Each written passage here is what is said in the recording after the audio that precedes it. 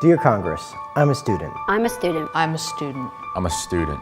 We're always told we're the future doctors, CEOs, Teachers. Accountants, Directors. but how do we get there? through education. Yet education is under attack. It seems like every year more and more money is taken from us. We're losing opportunities before we even have the chance. Art, Music, Physical education.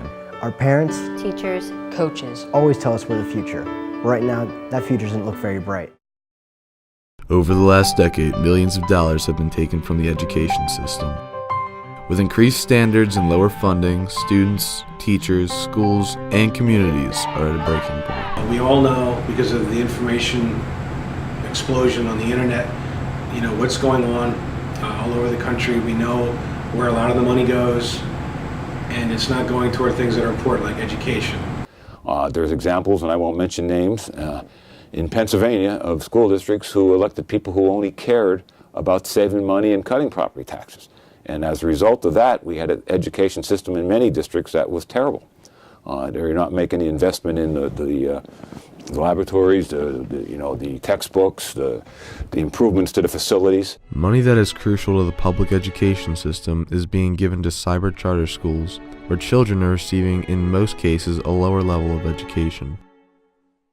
Look, I've visited every school district in the district that I represent and really find out how problematic it is with us sending funding away to cyber charter schools. I mean, we, for the most part, our local public school districts offer a great education, and many of them have a cyber element or a cyber curriculum. And what I see is students are leaving those districts, to go to cyber charters, oftentimes not being educated to the same level that they are receiving at the local school district, and ending up back in those school districts. And in the meantime, we're sending away much needed funding. In the past 5 years, the number of teaching jobs in the nation has dropped significantly. In 2011 alone, approximately 250,000 teachers lost their jobs. I was just recently talking to one of our members in Pennsylvania, small town near him. Last year they had 326 teachers. This year they have 180. Class sizes are 40 to 45. So with all of this, how are we supposed to grow? How are we supposed to be ready for this new world? We need technology. We need to be in the cutting edge. And unfortunately, that means more money. Money to fund programs. To buy computers and supplies. Money for textbooks and other reading material.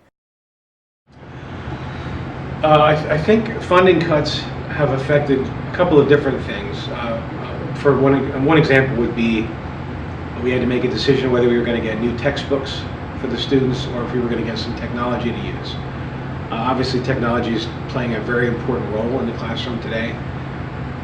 And as much as I like to be able to, give assignments that require more of a literacy type of activity, I said no to the books and I said yes to the technology.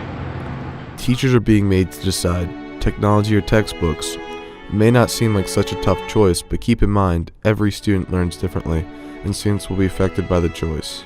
Although teachers do have to make tough choices, Congress is making extremely difficult choices without any consideration for the people. School closings are becoming epidemic across our country. Philadelphia. Atlanta, Washington, D.C. Chicago. And the fact is, most of these closings are happening in the most impoverished areas.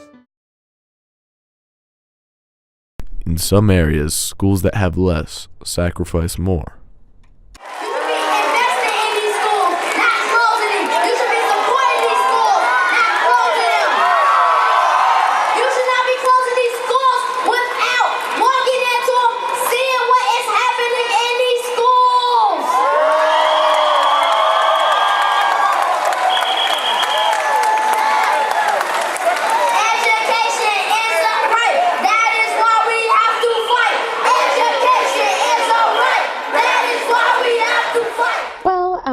Disadvantaged children can be, more expensive to educate. Their parents may not have, for instance, been able to afford high-quality preschool programs for them, so they may start school a little bit behind. We need schools. Our society is based around education, and we cannot better ourselves or our country without it. When this generation of children become adults, they need to be prepared. They need to be well educated.